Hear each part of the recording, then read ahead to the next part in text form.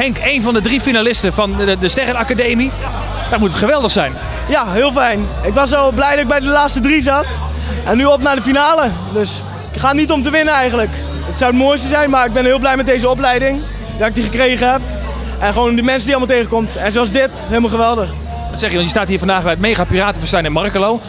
En je had een heleboel fans. Ja, we hadden een bus mee uit Zeist. Er is een bus mensen uit Zeist meegekomen. Uit waar ik woon. En het waren, ik denk, 140, 150 man. En maakt het je dan extra zenuwachtig of juist extra gemotiveerd? Nou, extra gemotiveerd denk ik. Omdat het gewoon heel wijs is om te zien dat ze allemaal voor jou komen. Dat vond ik heel leuk. En waar ligt jouw passie bij zingen?